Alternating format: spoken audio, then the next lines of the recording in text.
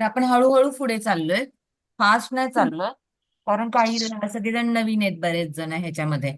तर हळूहळू आपण जे शिकवेल मी आता, ते पुन्हा पुन्हा तेच तेच शब्द येत राहतील काही कालावधीपर्यंत. नंतर आपण मग जेव्हा पंचतत्वाचा अभ्यास करू, मग पुढे ग्रहांचा अभ्यास करू, पुढे 9 राशींचा अभ्यास होईल.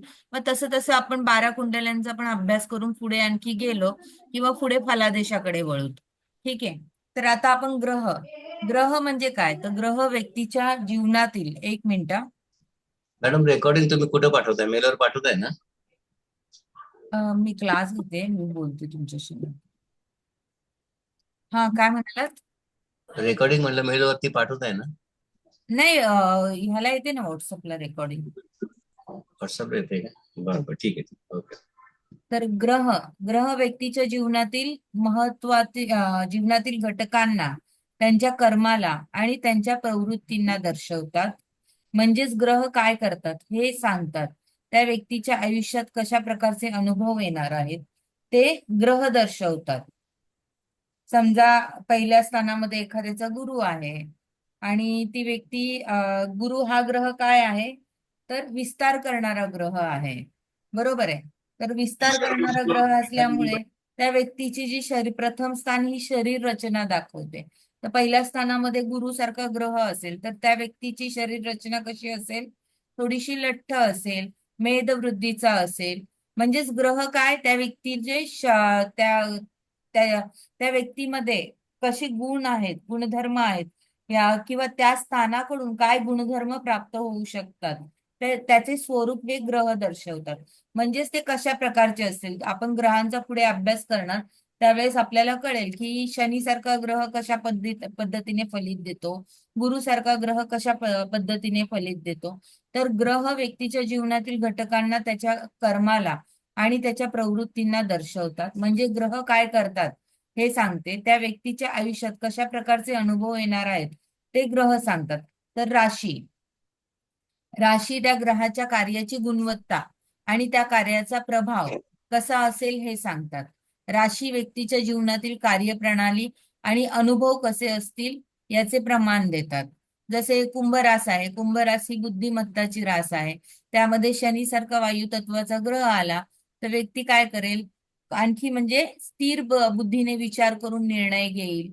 तशीच जर मंगळाची रास असेल, मेष रास, तर ही अग्नितत्वाची रास आहे, तिथे मंगळासारखा ग्रह आला तर आणखी त्या व्यक्तीचा स्वभाव कसा असू शकतो, तडफदार असू शकतो. म्हणजे तुम्हाला रास आणि ग्रह या दोघांचा विचार करून, आणि तसेच ते स्थान काय दर्शवतात, त्या स्थानातून ते काय फळ प्राप्त होणार आहे, ते कशा पद्धतीचं असेल, हे तुम्हाला ग्रह, राशी आणि स्थान या तिघांचा मिलाप करून तुम्हाला एखाद्या गोष्टीचं फलिताचं वर्णन करायचं आहे.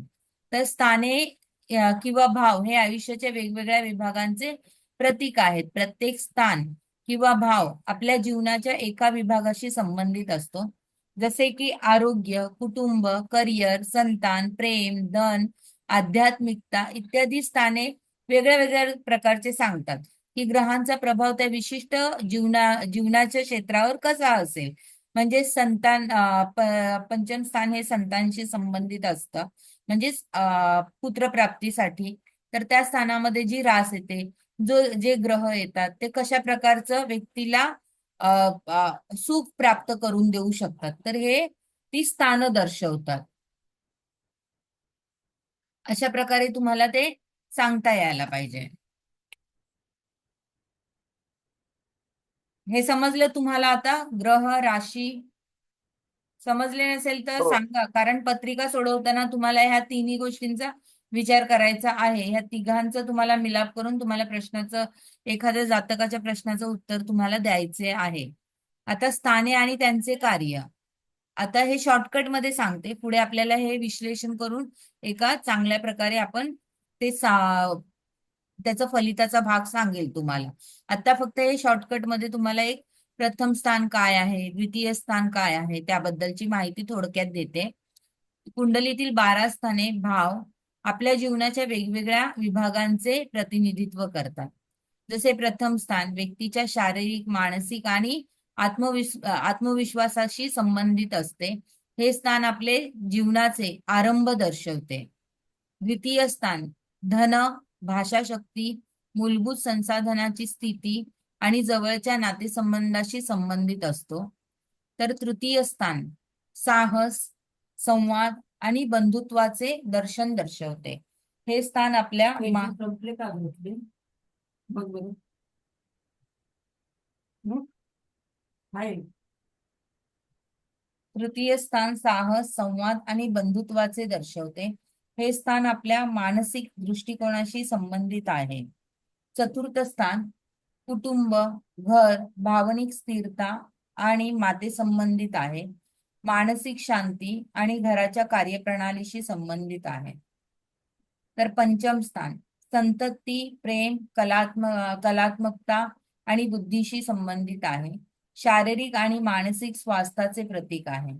षष्ठ स्थान आरोग्य, शत्रू आणि व्याधी, जीवनातील अडचणी आणि त्यांचा सामना कसा करावा हे दर्शवते. सप्तम स्थान जोडप्याचा संबंध, विवाह किंवा आपल्या जीवनसाथीशी संबंधित आहे. अष्टम स्थान जीवनातील परिवर्तन, मृत्यू आणि आध्यात्मिक पुनर्निर्माणाशी संबंधित आहे. तर नवम स्थान धर्मशास्त्र, परोपकार, व्यक्तीच्या धार्मिक आणि आध्यात्मिक प्रवासाशी संबंधित आहे. पाठवले पैसे दशम स्थान करिअर, समाजातील स्थान आणि प्रतिष्ठा. एकादश स्थान आयुष्यातील मोठे उद्दिष्ट, त्यातले अपयश किंवा यश. द्वादश स्थान गुप्त शत्रू, तर्कशास्त्र आणि विचार प्रणाली. भाव आणि त्यांचे आयुष्यातील प्रभाव. प्रत्येक भाव त्या संबंधित आयुष्याच्या क्षेत्रातील व्यक्तीच्या भावना, विचार आणि अनुभव दर्शवतो.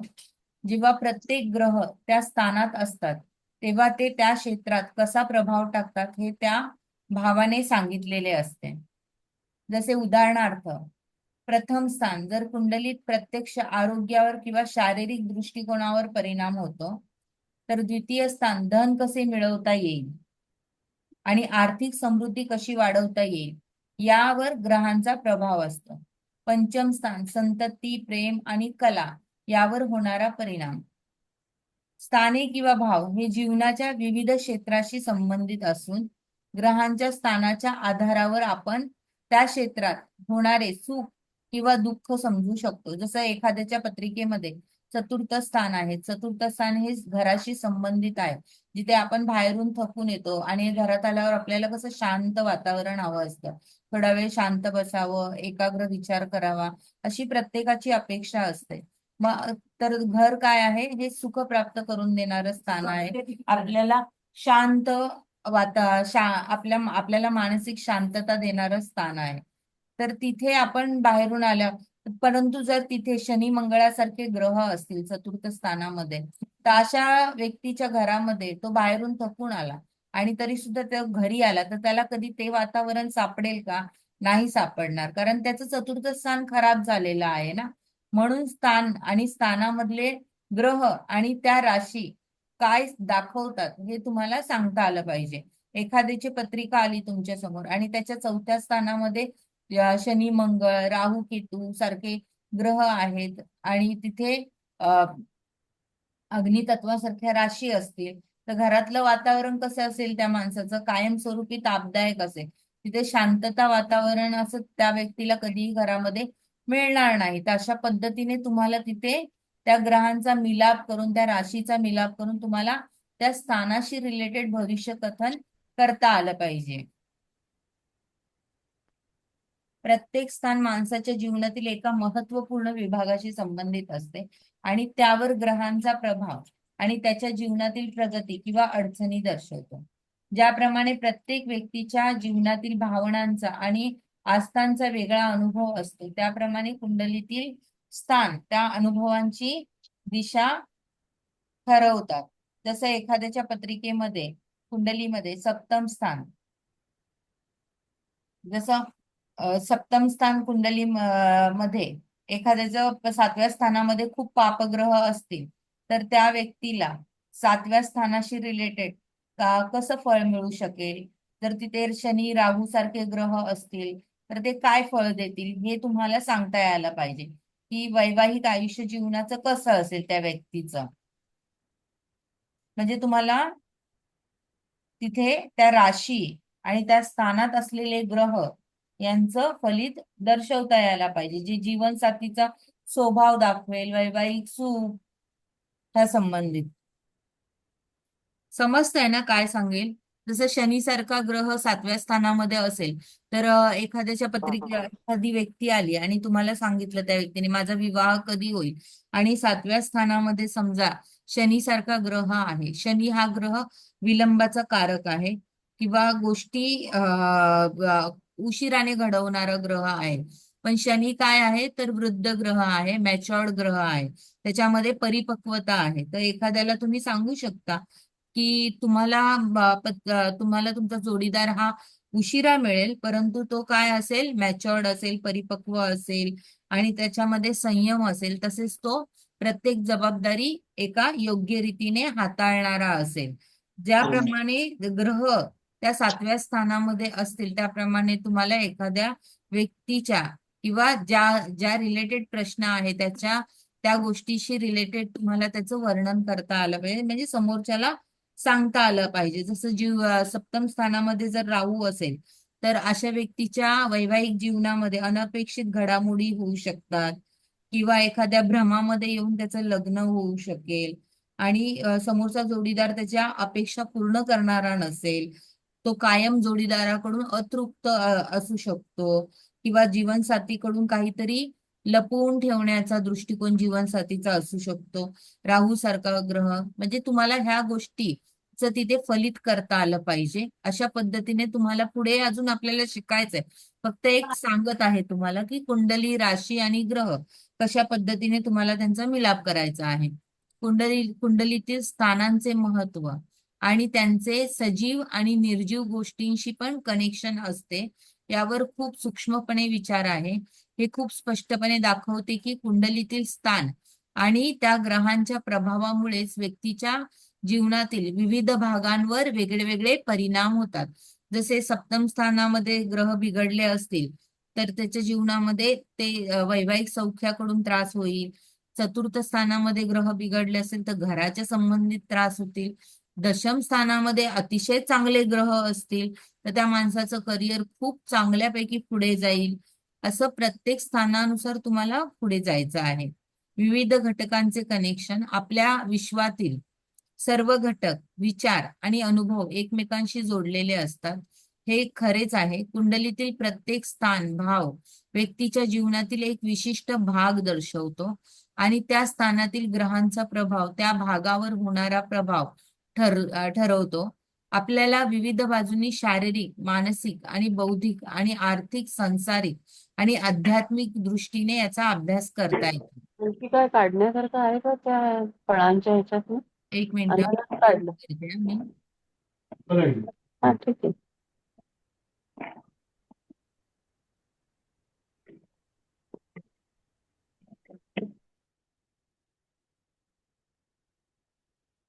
उदाहरणार्थ पंचम स्थान, समजा 5व्या स्थानाचं जर तुम्हाला सांगायचं झालं तर 5वें स्थान हे काय दाखवतं, हृदय आणि पाठीचा कणा दाखवतो. आणि आरोग्य, 5व्या स्थानामध्ये जी पण राशी असेल, ग्रह असेल, ज्या पद्धतीचा ग्रह, ज्या पद्धतीची राशी असेल तर तुम्हाला ते 5व्या स्थानाचा विचार करताना किंवा 5व्या स्थानाचा मालक हा कुठल्या स्थानामध्ये आणि कुठल्या राशीमध्ये गेला आहे त्यानुसार तुम्ही 5व्या स्थानाशी रिलेटेड फलित वर्तवायचं आहे. म्हणजेच कसं दाखवते तुम्हाला, एक मिनिट प्रॅक्टिकली दाखवते. पंचम स्थान, समजा एखाद्याचा प्रश्न आहे.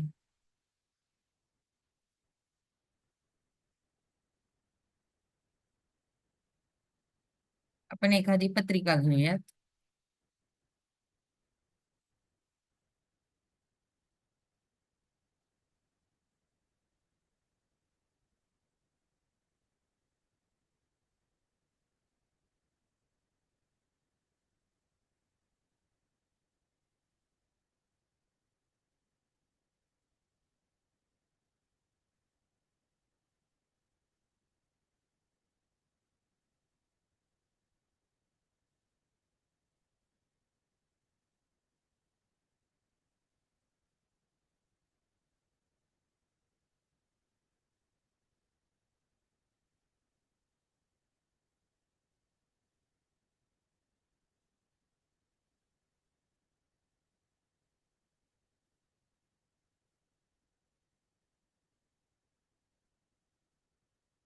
आता ही समोर तुम्हाला पत्रिका दिसते.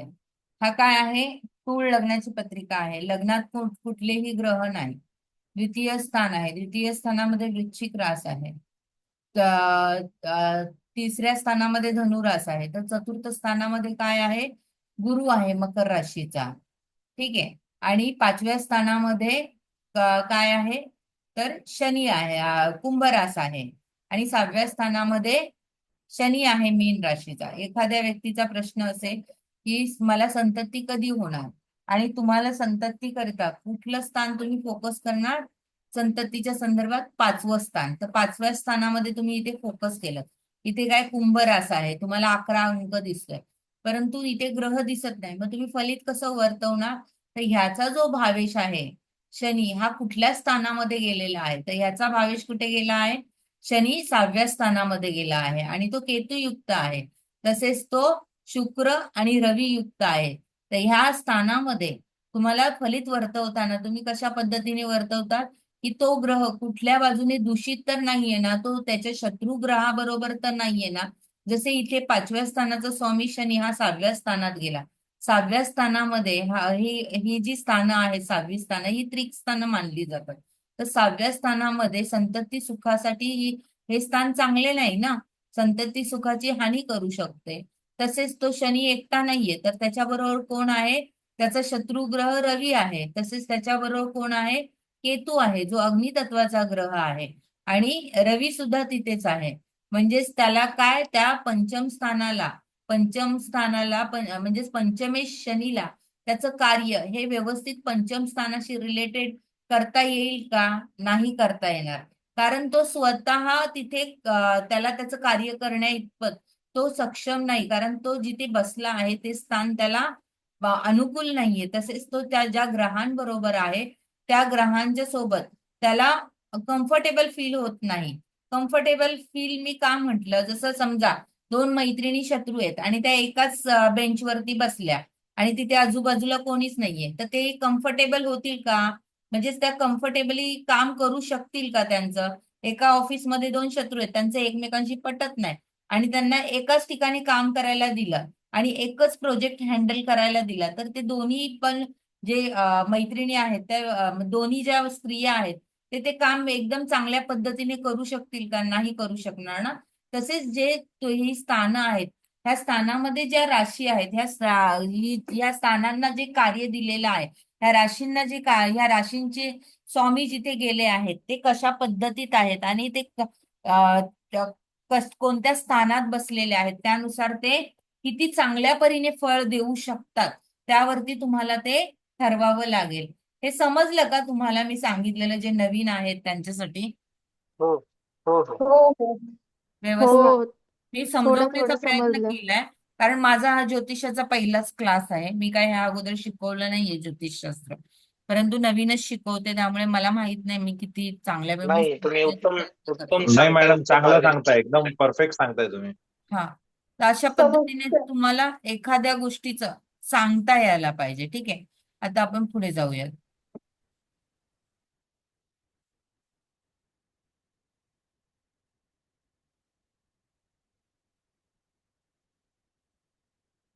जसं पंचम स्थान, 5वें स्थान हे पाठीचा कणा किंवा यांचे आरोग्य. तर तिथे बघा, आता आपण पाहिलेलं पंचम स्थानाचा स्वामी हा कुठे गेलेला? सूर्याबरोबर गेलेला 6व्या स्थानाशी संबंधित.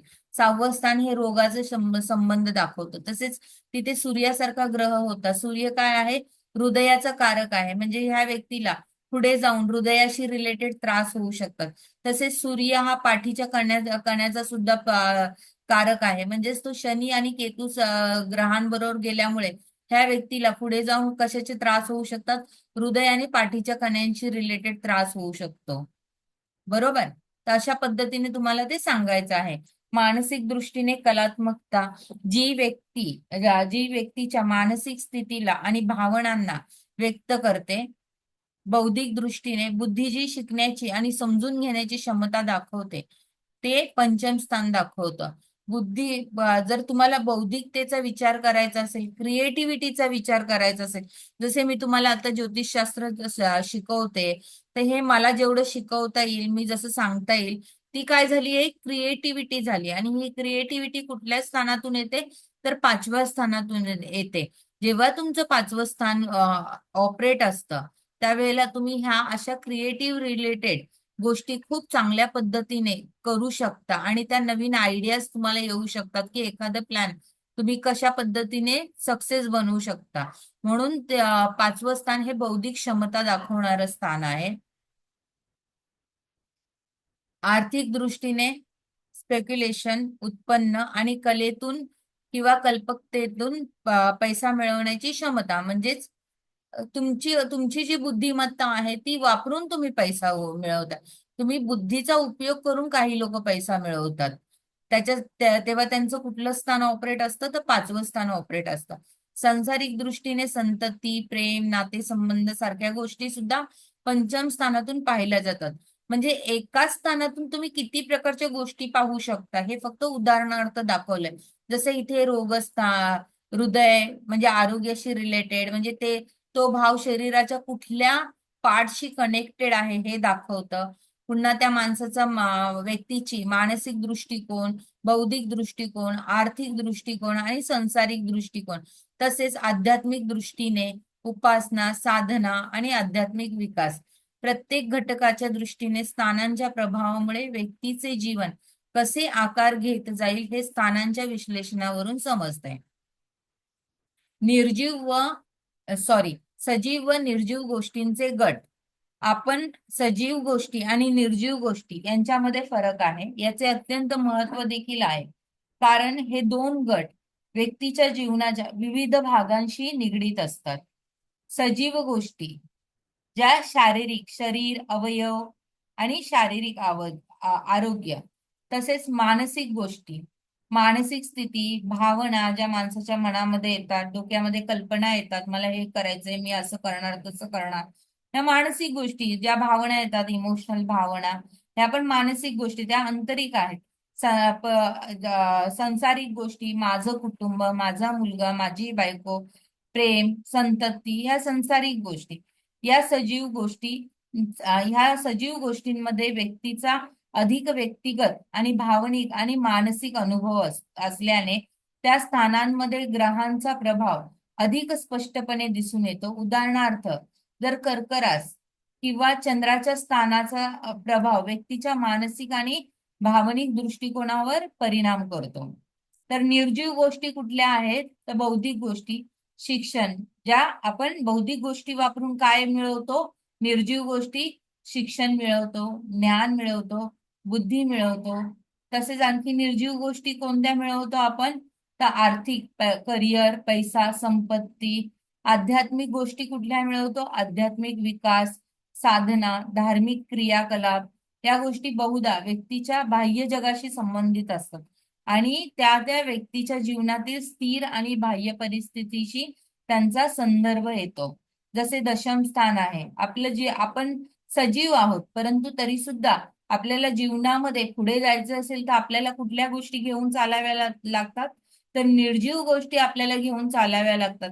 तेव्हा आपण ती गोष्ट प्राप्त करतो. म्हणजेच निर्जीव गोष्टींशी सजीव गोष्टींचा संबंध फार जवळचा आहे, त्याशिवाय आपण काहीही करू शकत नाही.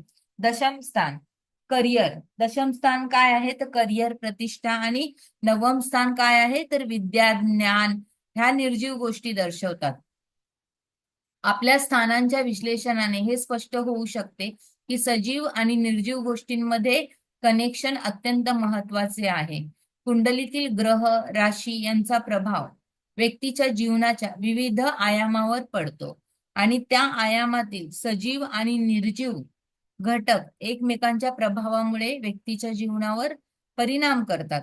ग्रहांचा प्रभाव, स्थानांचं महत्व आणि कुंडलीतील इतर घटक यांचे एकत्रित मूल्यांकन करून व्यक्तीच्या जीवनाच्या विविध पैलूंना समजून घेता येते. पुन्हा एकदा, ग्रहांचा प्रभाव, स्थानांचं महत्व आणि कुंडलीतील इतर घटक यांचे एकत्रित मूल्यांकन करून व्यक्तीच्या जीवनाच्या विविध पैलूंना समजून घेता येते. सौम्य ग्रहांचे आणि क्रूर ग्रहांचे प्रभाव, तसेच म्हणजेच काय, ते एखाद्याच्या 4थ्या स्थानामध्ये शनी मंगळाचे ग्रह असतील तर त्याच्या चतुर्थ स्थान सुखप्राप्तीचे स्थान, तिथे घराचं स्थान, तर तिथे क्रूर ग्रह असतील तर तापदायक वातावरण असेल. त्याचप्रमाणे जर तिथे सौम्य ग्रह असेल तर अशा व्यक्तीच्या घरामध्ये त्याला खूप छान वातावरण लाभेल, खूप कम्फर्ट त्याला वाटेल, घरच्या सगळ्या व्यक्तींची त्याला मदत सुद्धा प्राप्त होईल, कारण त्याचं चौथं स्थान चांगलं आहे ना, सपोर्टिव्ह आहे. तसेच स्थाने आणि शरीराचे अवयव यांचे महत्व सुद्धा आणि कनेक्शन अत्यंत सूक्ष्म आणि स्पष्ट आहे. प्रत्येक घटक, त्याच्या जीवनावर होणारा परिणाम याचा सखोल अभ्यास व्यक्तीच्या जीवनातील विविध पैलूंना समजून घेण्यास मदत करतो. तर स्थाने आणि शरीराचे अवयव, स्थाने आणि शरीराचे अवयव यांचा अत्यंत सूक्ष्म संबंध आहे. ग्रह आणि स्थानांच्या माध्यमातून आपल्याला शरीराच्या अवयवांचे स्थान आणि त्याचे परिणाम समजून घेता येतात. उदाहरणार्थ, प्रथम स्थान हे काय दाखवतं, तर डोके हे शारीरिक दृष्टीने व्यक्तीचे आरंभिक भाग दर्शवते. तर द्वितीय स्थान मान, मानवी संवाद आणि विचारसरणी. तृतीय स्थान खांदे, शारीरिक कणा सॉरी खांदे दाखवतात, शारीरिक सामर्थ्य दाखवतं तृतीय स्थान.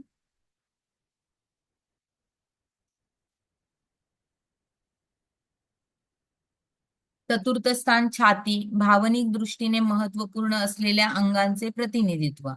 तर पंचम स्थान पोटावरचा भाग आणि कणा दाखवतो. म्हणजे ज्यांच्या बघा पत्रिकेमध्ये 5व्या स्थानातून गुरु जात असेल तर त्यांच्या पोटाचा भाग हा वाढतो. जेव्हा जेव्हा गुरु जातो, गुरु हा विस्तार करणारा ग्रह आहे, तो ज्या ज्या स्थानातून जातो त्या त्या स्थानासंबंधित पहिल्या स्थानातून जात असेल तर तो तुमच्या शरीराचा विस्तार करेल. पंचमातून जात असेल तर पंचम स्थान हे पोटाशी संबंधित आहे, तर पण पोटाचा भाग हा मोठा होतो व्यक्तीचा बऱ्याचदा पंचम स्थानातून गुरुचं गोचर असताना. पोटावरचा भाग आणि कणा. षष्ठ स्थान पोटाच्या खालचा भाग. सप्तम स्थान मणक्याचा शेवट. अष्टम स्थान उत्सर्जक अवयव, अंतर्गामी आणि बाह्य उत्सर्जन प्रणाली. नवम स्थान मांड्यांचा विचार, त्यांच्यामधली क्षमता. दशम स्थान गुडघे, शारीरिक स्थिरता आणि प्रभावी कार्यक्षमता. एकादश स्थान पोटऱ्या. 12वं स्थान पावले, आत्मविश्वास आणि कार्यक्षमता. आता शनी मीन राशीमध्ये येणार आहे पुढल्या महिन्यामध्ये, तर मीन राशी काय दाखवते, पावलांशी रिलेटेड दाखवते. आणि शनी काय आहे, तर पीडाकारक ग्रह आहे. तर बऱ्याचदा मीनेला आता शनी जेव्हा जाईल तेव्हा पायाची दुखणी बऱ्याच जणांची वाढतील. म्हणजे तुम्हाला असं सांगता यायला पाहिजे की गोचरनुसार तुम्हाला राशीनुसार असं फळ तुम्हाला एकत्र करता आलं पाहिजे. जसं मी सांगितलं की पावले 12व्या स्थानाशी रिलेटेड आहे, तर मीन रास येते. मीन रास तुम्हाला अजून सांगितलं नाही की मीन रास ही पावलांशी रिलेटेड आहे, पुढे आपण बघणारच आहोत. तर तिथे शनीसारखा ग्रह येणार तर पायाशी रिलेटेड त्रास येणार. या धर्तीवर प्रत्येक ग्रह स्थान शरीराच्या विविध अवयवांशी संबंधित असतात, ज्यामुळे त्या स्थानांचा ग्रहावरून आणि शरीराच्या स्थिती आणि वैयक्तिक अनुभव समजून घेता येतो.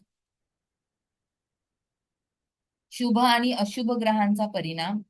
ज्या भावात ग्रह शुभ स्थित असतील त्या भावाशी संबंधित शरीराचा भाग हा पुष्ट आणि सुंदर आणि सशक्त असतो, शुभ ग्रह असतील तर. जर एखादा ग्रह क्रूर ग्रहांची दृष्टी किंवा युती असेल अथवा त्या भावाचा स्वामी निर्बल असेल तर त्या भावाशी संबंधित भाग हा कृश, अशक्त किंवा रोगग्रस्त किंवा राशी संधीचे महत्व.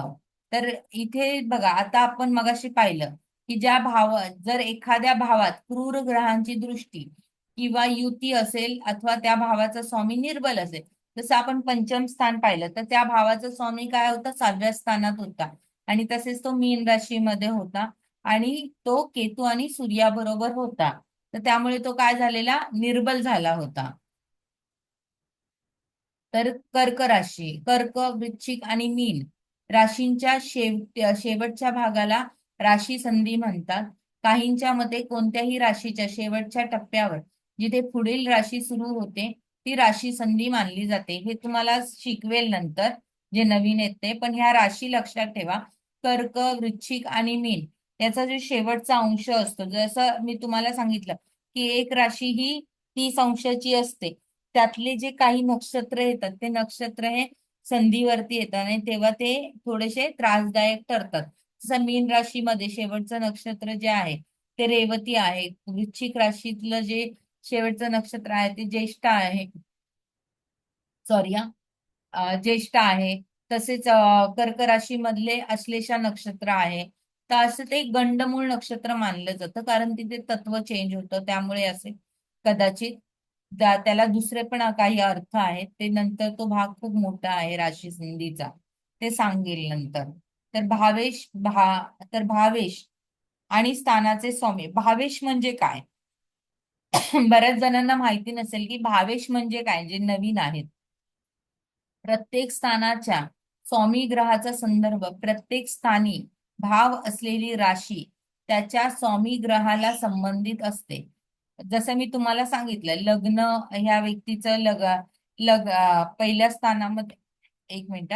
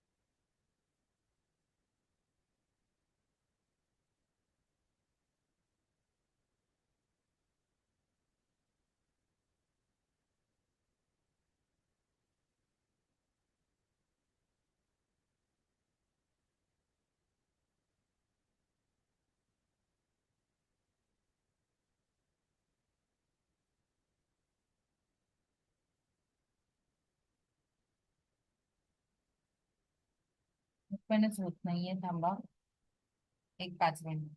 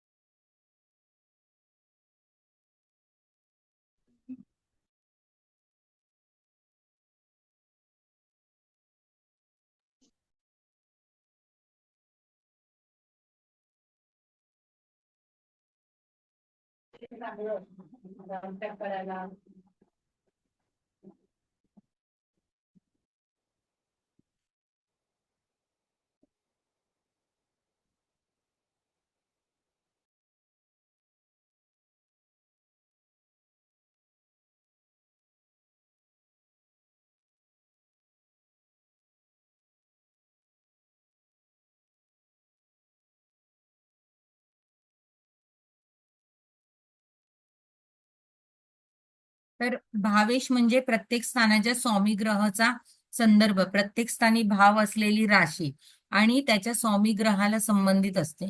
प्रत्येक स्थानाच्या भावेश म्हणजेच त्या स्थानावर त्या ग्रहाचं प्रभुत्व आणि ग्रह त्या स्थानावर विशेष प्रभाव निर्माण करतो. जसेच प्रथम स्थान कर्क राशीचा चंद्र त्याचा भावेश असतो. जसं इथे आहे, इथे काय आहे, मंगळ आहे, हे स्थान आहे प्रथम स्थान. आणि ह्या स्थानामध्ये कुठली राशी दिसते आपल्याला, मेष राशी दिसते, एक अंक. मग एक अंकाचा जो स्वामी म्हणजेच त्याला काय म्हणतात, भावेश म्हणतात. ज्योतिषशास्त्राच्या भाषेमध्ये त्याला भावेश म्हणतात. मग हा भावेश कुठल्या स्थानामध्ये आहे ते पाहायचं. जसं प्रथम स्थानाचा स्वामी भावेश कुठल्या स्थानामध्ये आहे, तर तो नवम स्थानामध्ये आहे. दिसतंय तुम्हाला इथे, जे नवीन आहेत ते लक्ष द्या व्यवस्थित. हो ग्रह, भाव, भावेश म्हणजे ह्या स्थानाचं तुम्हाला कोणी जर विचारलं की चतुर्थ स्थानाचं भावेश कुठे आहे सांगा, तर तुम्हाला हे सांगता यायला पाहिजे. तर प्रथम स्थान, तर प्रथम स्थानाचा भावेश म्हणजेच पहिल्या स्थानाचा मालक कोण आहे, मंगळ. तो कुठे गेला आहे, नवम स्थानामध्ये. द्वितीय स्थान, तर द्वितीय स्थान हा काय झाला, मॅडम, हा बोला. तिथे प्रथम स्थानामध्ये एक आहे म्हणून मेष राशीचा मंगळ येतो ना भावेश. हो भावेश, मग राशीनुसार भावेश येणार ना, स्थानानुसार हो नाही. स्थानानुसार नाही, राशीनुसार येणार भावेश. हा, ठीक आहे, पण चालेल चालेल. प्रथम स्थानात जी राशी येते त्याचा भावेश. अच्छा, चालेल. आलं नाही तुमच्या लक्षात? आता प्रथम स्थानात वृषभ जर आली रास, हा, तर वृषभ राशीचा भावेश येणार तिथे. हो भावेश. मग तो कोण होणार, अच्छा, शुक्र होणार. शुक्र होणार. आता शुक्र कोणत्या स्थानात पडलाय ते बघायचं आपण. ते पाहायचं. हम्म, कळालं? ठीक आहे. हो हो मॅडम. आता इथे द्वितीय स्थान आहे, तर द्वितीय स्थानामध्ये कुठली हॅलो राशी येते? हा बोला, बोला. मॅडम, हा बोला, अहो बोला, आवाज येत नाही तुमचा. या दोघांमध्ये फरक आहे का? मला तुमचा आवाज क्रॅक झाला मॅडम, व्यवस्थित स्पष्ट नाही ऐकू येत. भाव, नाही नाही ऐकू येत नाही तुमचं. या दोघांमध्ये, कोणत्या दोघांमध्ये? हॅलो, हा बोला. भाव आणि स्थान या दोघांमध्ये काय फरक आहे? भाव आणि स्थान दोन्ही एकच बोलतात शब्द. अच्छा अच्छा अच्छा अच्छा. फक्त त्या स्थानात जी कारण राशी येते ना, हा, त्या स्थानात जी हा, राशी येते म्हणजे त्या भावात जी राशी येते त्याला भावेश म्हणून बोललं जातं. हा. त्याचा अच्छा. स्वामी, त्या राशीचा स्वामी जो आहे त्याला भावेश म्हणून बोललं जातं. हा, जसं इथे अच्छा. हा जो भाव आहे हा प्रथम भाव म्हणजेच हा, प्रथम स्थान. तर ह्या हा, स्थानात जी राशी येते ती काय आहे, तर मेष रास आहे. तर ह्या हा. मेष राशीचा कोण येणार, भावेश. भावेश. आलं लक्षात? तर मेष आलं. राशीचा भावेश कोण आहे, तर मंगळ बरोबर आहे. बरोबर. जर इथे हे स्थान आहे, इथे वृषभ राशी आली, 2 अंक आला, तर 2 हा, अंकाचा स्वामी म्हणजेच कोण, स्वामी पण म्हणतात शुक्र. आणि भावेश. मग तो कोण होणार, शुक्र होणार. म्हणजे हा, त्या स्थानाचा भावेश कोण झाला, शुक्र. शुक्र झाला. तो राशीचा बरोबर. पण भावेश होतो आणि त्या स्थानाचाही भावेश होतो. अच्छा आलं अच्छा. लक्षात तुम्हाला? हा, तो आलं नुसता आलं. त्या राशीचा स्वामी नाही होत, हा, त्या स्थानात जी रास येते त्या अच्छा स्थानाची मालकी तो पूर्ण त्याच्याकडे घेतो. अच्छा. म्हणजेच काय कळलं झालं, कळलं. आता एखाद्या घरामध्ये तुम्ही राहताय आणि ते घर, तुमच्या घरी एखादी व्यक्ती आली की इथे ह्या घराच्या मालकाचं नाव सांगा, तर तुम्ही काय सांगणार, ज्याच्या नावावर आहे ते सांगणार ना त्याचं नाव. साधं स्पष्ट शब्दात सांगते. तसंच ह्या स्थानात जी राशी येते तो काय होणार, त्याचा भावेश होणार. म्हणजेच त्याची मालकी त्याच्याकडे दिलेली आहे. द्वितीय अच्छा. स्थान, द्वितीय स्थानामध्ये वृषभ रास येते. तर वृषभ राशीचा भावेश कोण झाला? शुक्र झाला. तर तो भावेश कुठे गेला आहे? मीन राशीमध्ये 12व्या स्थानामध्ये. तुम्हाला वाचन शिकायला लागेल हे, म्हणून तुम्हाला हे एवढं मी सांगते. नाहीतर पुढचं तुम्हाला काही कळणार नाही. मॅडम मी ते पुस्तक मागवलंय त्याच्यात कालच वाचलं हे सगळं. हा. तुम्ही टाकलं होतं ना ज्योतिषशास्त्राचा श्री हो. गणेशा, हो. त्या पुस्तकामध्ये लिहिलंय व्यवस्थित सगळं. तर हा काय झाला? भावेश झाला. द्वितीयाचा भावेश कुठे गेला? शुक्र मीन राशीमध्ये 12व्या स्थानात. आता इथे तृतीय स्थान, तृतीय स्थानामध्ये कुठली रास येते? तर मिथुन रास. मिथुन राशीचा भावेश कोण झाला? बुध झाला. तर बुध कुठे बसला आहे? 12व्या स्थानात मीन राशीमध्ये. चतुर्थ स्थान, चतुर्थ स्थानामध्ये कोण आहे? राहू आहे. तर चतुर्थ स्थानाचा जो स्वामी आहे, म्हणजेच कर्क राशीचा जो भावेश आहे तो कुठे गेला आहे? चंद्र लाभस्थानामध्ये. पंचम स्थान, पंचम स्थानामध्ये सिंह रास येते. तर सिंह राशीचा भावेश कुठे गेला? सूर्य तर मीन राशीमध्ये 12व्या स्थानामध्ये गेला. 6वे स्थान, 6व्या स्थानामध्ये कुठली रास येते? तर कन्या रास येते. कन्या राशीचा भावेश कोण झाला? बुध झाला. बुध कुठे गेला? 12व्या स्थानात गेला. तर गुरु, 7व्या स्थानाचा भावेश, 7व्या स्थानात गुरु आहे. तर गुरु इथे तूळ रास येते. इथे 7व्या स्थानात गुरु आहे म्हणून गुरु भावेश होणार का? नाही होणार. त्या 7व्या स्थानात गुरु तर आहे, पण तो कोणाच्या राशीत आहे? कोणाच्या मालकीच्या घरात आहे? तर शुक्राच्या मालकीच्या घरात आहे. जसं आपण एखाद्या भाड्याच्या घरात राहतो, तर आपण कोणाच्या घरात राहतो? ह्या मालकाचं ओनरच्या. नाव आहे. आलं लक्षात तुम्हाला? तर तसंच हो. ग्रहांचं आहे, तो कोणाच्या? शुक्राच्या राशीत आहे. आणि तूळ रास कोणाची आहे? त्याचा भावेश शुक्राचे. कुठे आहे? तर तो शुक्र गेला आहे 12व्या स्थानामध्ये. तर इथे अष्टमामध्ये येते वृश्चिक रास. तर वृश्चिक रास, अष्टमाचा भावेश कोण आहे? मंगळ आहे. मंगळ कुठे गेला? तर 9वम भावामध्ये, धनु राशीमध्ये. तर धनु रास इथे आहे. तर धनु राशीमध्ये कोण बसलेले आहेत? शनी मंगळ बसलेले आहेत. तर धनु राशीचा जो भावेश आहे गुरु, तो कुठे गेला आहे? 7व्या स्थानामध्ये गेला आहे, तूळ राशीमध्ये. धनु रास तसेच इथे आहे मकर रास. तर मकर राशीचा स्वामी कोण आहे? शनी आहे भावेश. तर तो कुठे गेला आहे? 9वम स्थानामध्ये गेला आहे, धनु राशीमध्ये. पुन्हा इथे दशमामध्ये काय आहे? मकर रास. तर इथे लाभस्थानामध्ये काय आहे? कुंभ रास आहे. तर कुंभ राशीचा जो स्वामी आहे, भावेश आहे, तो कुठे गेला आहे? भाग्यस्थानामध्ये. आणि इथे कोण बसला आहे? तर चंद्र आहे लाभस्थानामध्ये. इथे कोण आला? तर 12व्या स्थानात, 12वं स्थान. तर 12वं स्थानामध्ये कुठली रास आली? तर मीन रास आली. मीन राशीमध्ये कुठले ग्रह बसले आहेत? रवी आहे, शुक्र आहे, बुध आहे. पण मीन राशीचा भावेश कुठे गेला आहे? तर 7व्या स्थानामध्ये.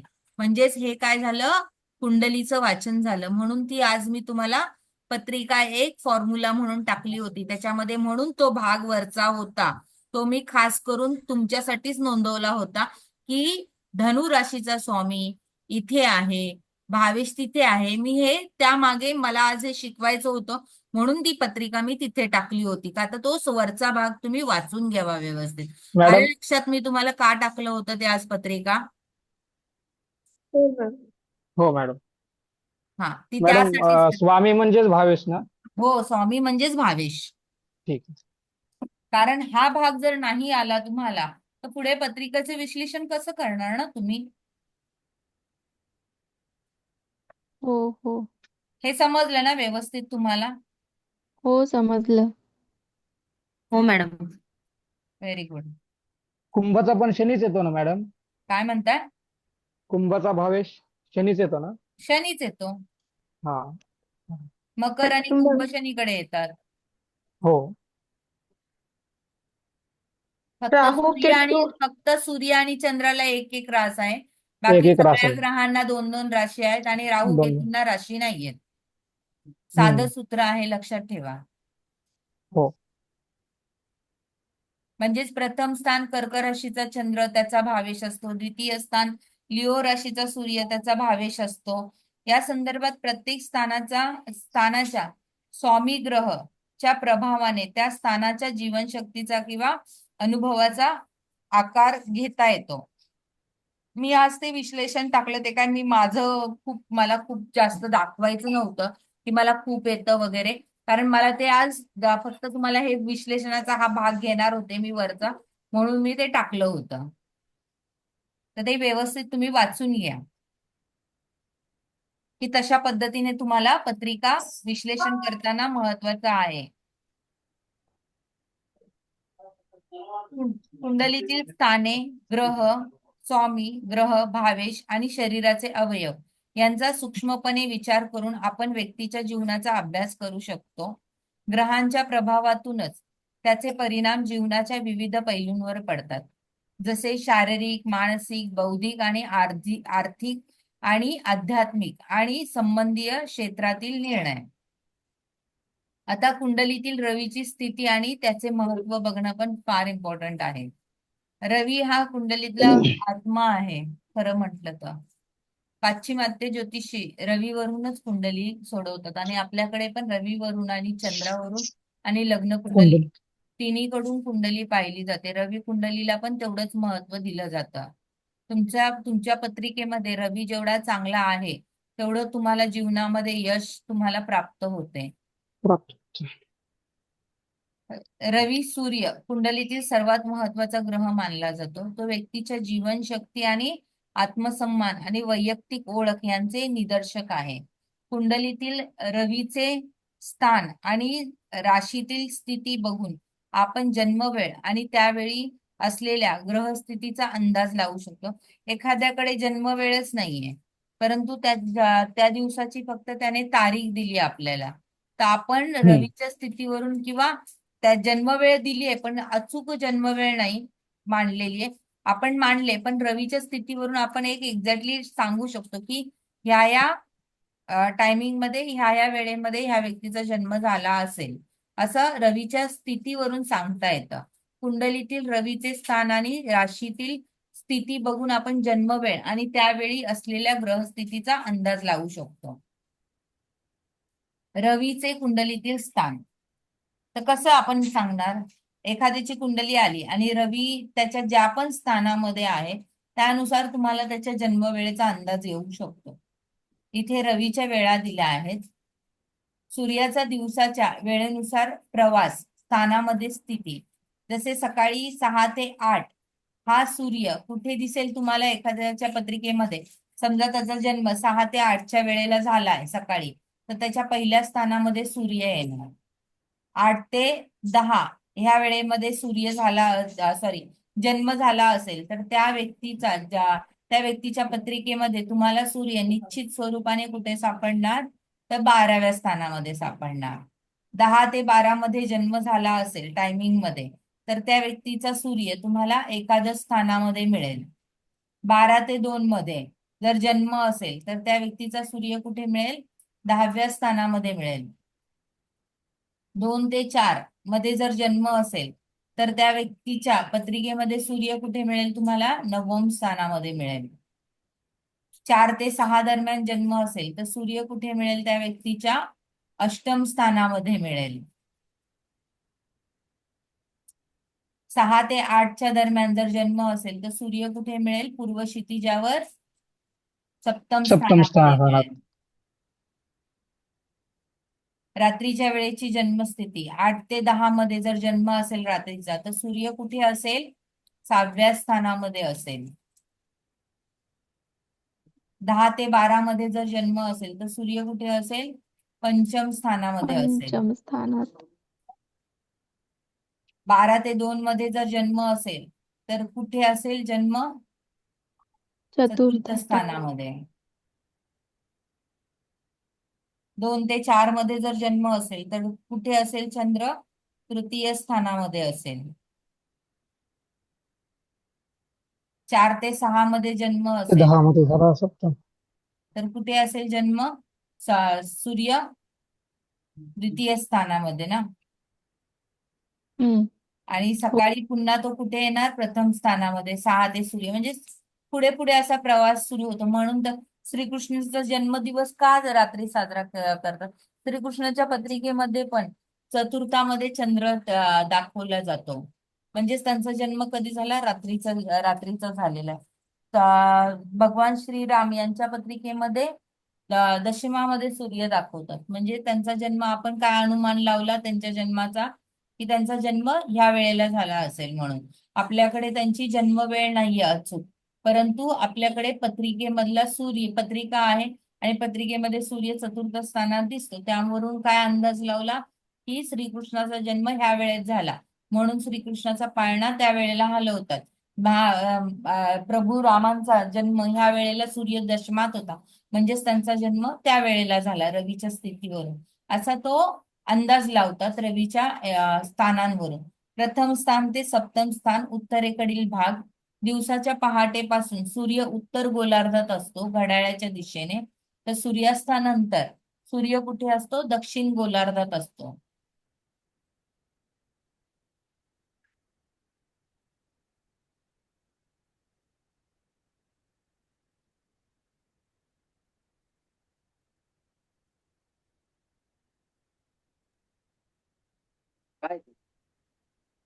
इथून तिकडे आहे. रवीची राशीत स्थिती आणि संक्रमण. दर महिन्याला, एक मिनिट म्यूट करते मी.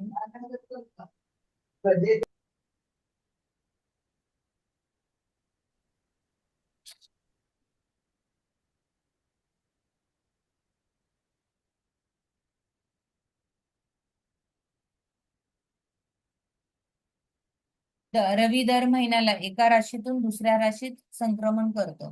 प्रत्येक राशीत तो 30 अंश भ्रमण करताना तो एका महिन्याचा कालावधी घेतो. रवीचे राशी भ्रमण आणि महत्वाच्या तारखा. तर 14 जानेवारी ते 14 फेब्रुवारी रवी कशामध्ये असतो? तर मकर राशीमध्ये, म्हणजेच त्यावेळेला मकर संक्रांत होते. 15 फेब्रुवारी ते 14 मार्च कुंभ राशीमध्ये. तर 15 मार्च ते 14 एप्रिल मीन राशीत. 15 एप्रिल ते 14 मे मेष राशीत. 15 मे ते 14 जून वृषभ राशीत. 15 जून ते 14 जुलै मिथुन राशीत. 15 जुलै ते 14 ऑगस्ट कर्क राशीत. 15 ऑगस्ट ते 14 सप्टेंबर सिंह राशीत. 15 सप्टेंबर ते 14 ऑक्टोबर कन्या राशीत. 15 ऑक्टोबर ते 14 नोव्हेंबर तूळ राशीत. 15 नोव्हेंबर ते 14 डिसेंबर वृश्चिक राशीत.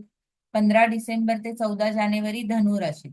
मकर संक्रांतीचा संदर्भ. मकर संक्रांत 14 जानेवारीला रवी मकर राशीत प्रवेश करतो. रवीच्या स्थितीवरून कुंडली कशी मांडावी, रवीचे स्थान आणि राशी ठरविणे. वरील तारखांवरून रवी कोणत्या राशीत आहे हे ठरवता येतं. जसे समजा 15 डिसेंबर असेल तर रवी वृश्चिक राशीत असेल. जन्मवेळ सकाळी 10 असेल तर रवी कुंडलीत एकादश स्थानामध्ये असेल. कुंडली मांडणे. रवी संबंधित राशी आणि स्थान मांडावीत. त्यानंतर घड्याळाच्या दिशेने पुढील राशींचा क्रम लावावा. म्हणजे एखाद्याने तुम्हाला सांगितलं की माझा जन्म काय झाला, तर 15 ते 20 तारखेच्या मध्ये झाला, तर तुम्हाला लगेच समजेल की हा 15 ते 20 जानेवारीच्या दरम्यान ह्या व्यक्तीचा जन्म झाला. म्हणजेच रवी त्यावेळेला कुठल्या राशीत होता? तर मकर राशीत होता. तर तुम्ही त्याची काय कराल? रवी कुंडली मांडून रवी पहिल्या स्थानामध्ये लिहाल आणि त्या वर्षामध्ये त्या महिन्यामध्ये जे ग्रह असतील ज्या ज्या राशीमध्ये, त्या पद्धतीने तुम्ही ते मांडू शकता. रवी एकादश स्थानात आहे. वृश्चिक रास 15 नोव्हेंबर ते 14 डिसेंबर दरम्यान जन्म असल्याने कुंडलीत एकादश स्थानात वृश्चिक मांडला. तिथून पुढे राशीक्रमाने लिहिल्या. 12व्या स्थानात धनुरास, पहिला लग्न प्रथम स्थानात मकर, द्वितीय स्थानात कुंभ. म्हणजे हे मी तुम्हाला सांगितलं की कसं आहे. एकादश स्थानातील वृश्चिक राशीतील रवीच्या आधारे आपण कुंडलीतील इतर स्थानांमध्ये राशी लावल्या. त्या क्रमाने पहिला लग्न स्थानात मकर रास आली, म्हणजेच मकर लग्न निश्चित झाले. ह्या पद्धतीचे महत्व. एखाद्या ग्रहाची स्थिती दिली, उदाहरणार्थ रवी हा एकादश स्थानी वृश्चिक राशीत, तर संपूर्ण कुंडली ही मांडता येते. हे तंत्रज्ञान तर्काच्या आधारे सहज करता येतं. म्हणजेच कसं, एखाद्याने तुम्हाला सांगितलं की माझा जन्म 15 जानेवारी ते 20 जानेवारीच्या दरम्यान आहे आणि दुपारी 12 ते 2च्या दरम्यान माझा जन्म आहे, असे सांगितलं तर तुम्ही काय कराल? 12 ते 2च्या दरम्यान जन्म आहे आणि 15 ते 20 तारखेमध्ये त्याचा जन्म झाला आहे, तर तुम्ही काय कराल? मकर रास. ठीक आहे, तुम्हाला कळालं की मकर राशीमध्ये सूर्य आहे, तर 12 ते 2 मध्ये कुठे येतो सूर्य त्याच्या वेळेनुसार? तर 12 ते 2 मध्ये तो 10व्या स्थानामध्ये सापडतो सूर्य, बरोबर? 10व्याच ना, 12 ते 2 मध्ये. हो मॅडम. हा, तर 12 ते 2 मध्ये तो 10व्या स्थान. मग तुम्ही काय कराल? इथे 10व्या स्थानामध्ये मकर राशीमध्ये सूर्य लिहाल.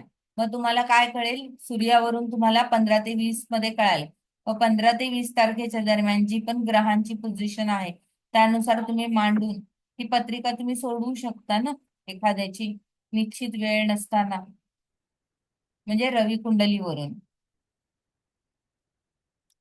तिथून पुढे राशी क्रमाने लिहाव्यात. 12व्या स्थानात धनु, पहिला लग्न, प्रथम स्थानात मकर, द्वितीय स्थानात कुंभ, एकादश स्थानातील वृश्चिक राशीतील रवीच्या आधारे आपण कुंडलीतील इतर स्थानांमध्ये राशी लावल्या. त्या क्रमाने पहिला लग्न स्थानात मकर रास आली, म्हणजेच मकर लग्न निश्चित झाले. आलं लक्षात ना तुम्हाला? ह्या पद्धतीचे महत्व. एखाद्या ग्रहाची स्थिती दिली, एकादश स्थानी वृश्चिक रास, तरी संपूर्ण कुंडली मांडता येते. हे तंत्रज्ञान आणि तर्काच्या आधारे सहज करता येण्यासारखी पद्धत आहे. पंचांग किंवा जन्मपत्रिका नसली तरी पण ग्रहस्थिती आणि तारीख यावरून कुंडली मांडणे शक्य होते. अशा प्रकारे कुंडलीतील इतर ग्रहांची स्थानही मिळवता येतील आणि संपूर्ण जन्मपत्रिका तयार करता येईल. कुंडलीतील रवीच्या स्थितीवरून जन्मवेळेचा अंदाज बांधता येतो. तसेच जन्मवेळेवरून रवीची स्थिती सुद्धा निश्चित करता येते. आता उद्या पुढच्या लेक्चरला आपण कुंडलीतील प्रत्येक भावांचे केंद्र आणि त्रिकोण भाव पाहूयात. मला आठवण करा पुढचं कुठलं शिकवायचंय, तर हे तुम्ही लिहून ठेवा की पुढे आपल्याला हे शिकवायला घ्यायचंय. कुंडलीतील प्रत्येक भावांचे केंद्र आणि त्रिकोण भाव. ठीक आहे, आजचं लेक्चर बस झालं. समजला तुम्हाला आजचा भाग? मॅडम हे हो मॅडम. वेळ. हॅलो हा बोला. मॅडम, हे तर रवीचं टाइम सांगितलं ना तुम्ही, टाइम आणि स्थान, हा, तर ते प्रत्येक कुंडली म्हणजे प्रत्येक वेळी कन्फर्म असतं का? त्याच्यात थोडं पुढे पाठी होतं? कारण माझ्या बघण्यात असं 1-2 कुंडल्या आल्या ते म्हणजे पुढे आता पाठी होतं. पुढे हा पाठी होतं. पुढे पाठी होतं ना होतं. पुढे पाठी, हा, कारण होतं. 7:30चा एका संध्याकाळी एखाद्या व्यक्तीचा जन्म होता, मग तो सप्तम स्थानात सूर्य पाहिजे, पण हो हो होतं. तो षष्ठ स्थानात गेलाय. ते हो होतं हो ना हो, पुढे पाठी? होतं होतं होतं. हा तेच ठीक आहे, ठीक आहे, ओके. हा, अजून काही समजलं असेल आजचं लेक्चर? होप्सो.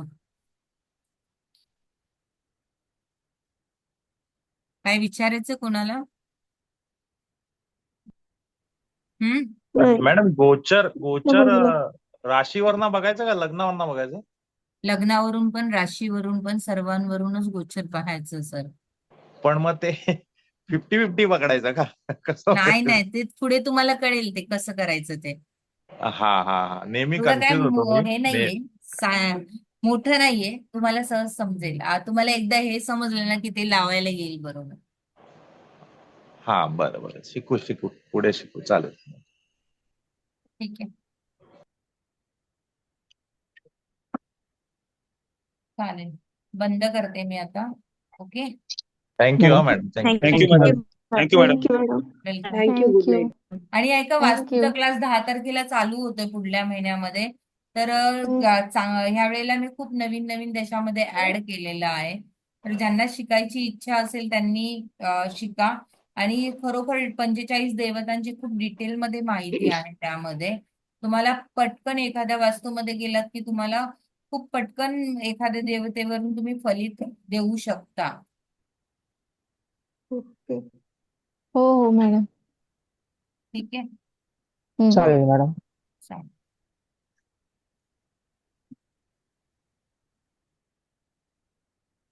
Good night.